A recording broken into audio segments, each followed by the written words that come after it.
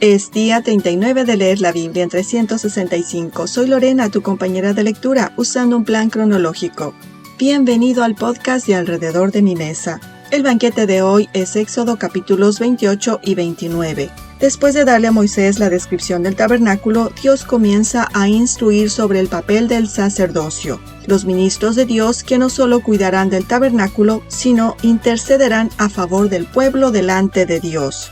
Antes de continuar con el resumen de hoy, participa con nosotros oprimiendo el botón me gusta. Déjanos saber que amas la palabra de Dios y si crees que este video puede ser útil para alguien, no dejes de compartirlo. Entremos a desmenuzar juntos Éxodo 28. Versículos del 1 al 3. Después de darle a Moisés la descripción del diseño del tabernáculo, Dios le ordenó a Moisés que seleccionara a la familia de Aarón para que fueran sus sacerdotes. Mi esposo y yo comentábamos esta mañana que la selección de Dios que hizo de Aarón y su familia nos dice que Dios selecciona a las personas por gracia, no por mérito. Dios eligió a Aarón y a sus hijos Nadab, Abiú, Eleazar e Itamar para que fueran los sacerdotes de Israel. A través de estas prendas, los sacerdotes comunicarían visualmente la santidad y pureza requeridas para sus funciones. Dios le dijo a Moisés que daría a ciertos hombres un espíritu de habilidad para hacer prendas especiales para los sacerdotes.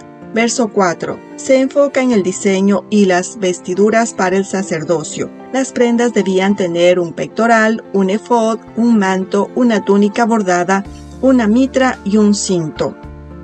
Versículos del 5 al 6 se refieren a los materiales y colores que se debían utilizar para confeccionar el efod. Los colores eran oro, azul, púrpura, carmesí y lino fino. Versículos del 7 al 14. El efod estaba hecho de 2 hombreras que se unían entre sí.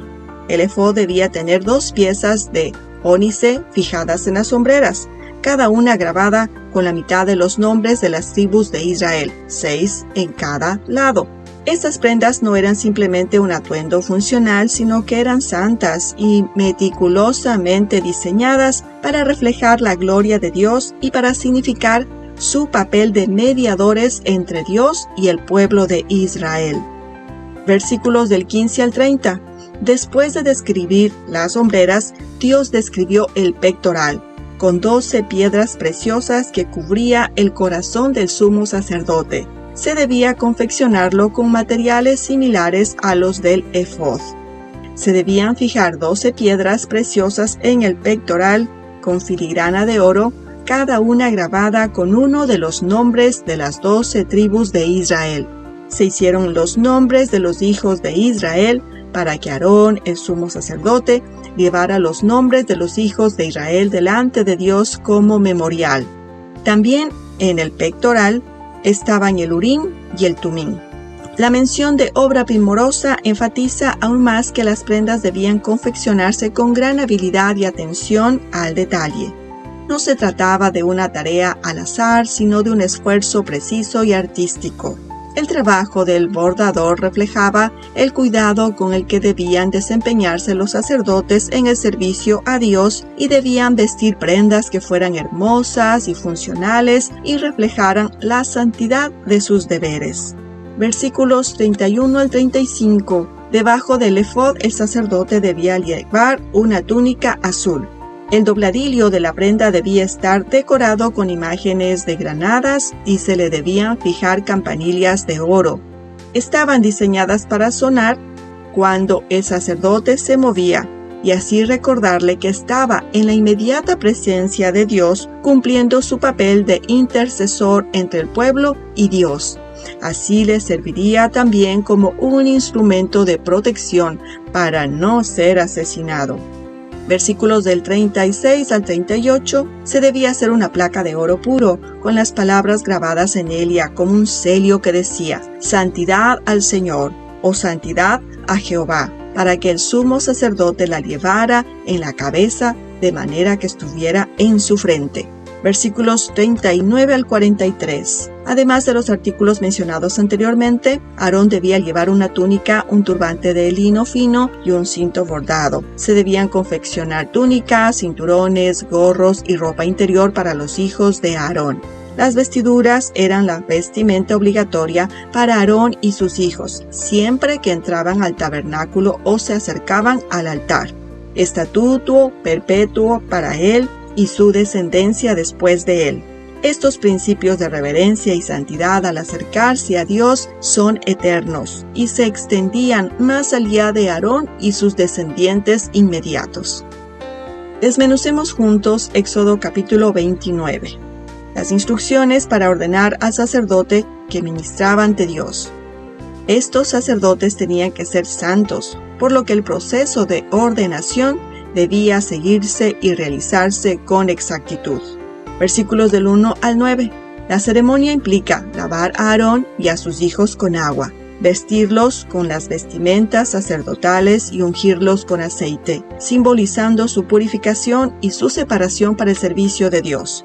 La consagración incluye varios sacrificios. Versículos del 10 al 14, ofrenda por el pecado. Se sacrificaba un toro como ofrenda por el pecado, lo que indica la expiación por los sacerdotes mismos. Versículos del 15 al 18, una ofrenda de holocausto. Se ofrecen 2 carneros, uno como holocausto, lo que significa una dedicación completa a Dios. Versículos del 18 al 28, el segundo carnero, el cordero de la ordenación. Implica colocar un poco de su sangre en el lóbulo de la oreja derecha, el pulgar y el dedo gordo del pie de los sacerdotes, lo que simboliza su santificación al escuchar, actuar y andar en los caminos de Dios. El resto de la sangre se rocía alrededor del altar y partes específicas del carnero se mecen ante el Señor y luego se queman. Versículos del 35 al 37, la ceremonia se extiende durante 7 días y cada día requiere ofrendas específicas para expiar y consagrar el altar, reforzando el compromiso continuo de la santidad. Versículos del 38 al 42. Los sacerdotes debían ofrecer 2 corderos cada día sobre el altar, el primero por la mañana y el segundo al anochecer. Los corderos debían ser sacrificados con 1/10 parte de un efa de flor de harina amasada, con la 1/4 parte de un hin de aceite machacado y la 1/4 parte de un hin de vino para la libación. Quería saber qué es el efa. Efa era una unidad usada por Israel para medir granos y cereales. Un efa contenía alrededor de 22 litros. El hin era para medir líquidos y equivalía a 3.67 litros. Hoy usamos como fuentes de consulta el manual bíblico Sothervan, Biblia Video y bibliatodo.com. Versículos 43 al 44. El tabernáculo sería el lugar donde Dios se encontraría con los israelitas y debía ser un lugar consagrado y santo. Versículo 45. Dios ratifica la promesa de su presencia entre su pueblo, enfatiza su deseo de pasar tiempo con su pueblo. Versículo 46. Dios confirma su rol como libertador de los israelitas de la esclavitud de Egipto, su rol como redentor y su deseo de habitar con ellos. Concluye las instrucciones del proceso de consagración con una promesa de que a través de estas ceremonias el pueblo reconocerá su relación única de Dios con ellos. Amado lector, de los actos y acciones de Dios que observaste en los capítulos de hoy, ¿qué o cuál llamó más tu atención? Amaríamos leerte en los comentarios abajo. Escríbenos. Te compartiré el mío. Viene del capítulo 29, versículos 45 y 46. Dice: y habitaré entre los hijos de Israel y seré su Dios, y conocerán que yo soy Jehová su Dios, que los saqué de la tierra de Egipto, para habitar en medio de ellos, yo Jehová su Dios. Amo que Dios les recuerde a los israelitas su obra de salvación, y que esta redención les permite una relación con Él, y les habla en un sentido de pertenencia, de cercanía, en una afirmación de íntima propiedad. Él no es una deidad distante, sino un Dios personal que llama a Israel su pueblo. ¿Cómo respondo yo a esto? Como hija de Dios, mi privilegio y responsabilidad es seguir cultivando la conciencia de la presencia de Dios en todos los aspectos y relaciones de mi vida. Coram Deo, caminar mirando el rostro de Dios. Amado lector, te espero en el banquete de mañana en Éxodo, capítulos 30, 31 y 32. No me cansaré de avisarte que la mesa produce una íntima conexión y la hospitalidad hace un cambio en el mundo. Será hasta la próxima.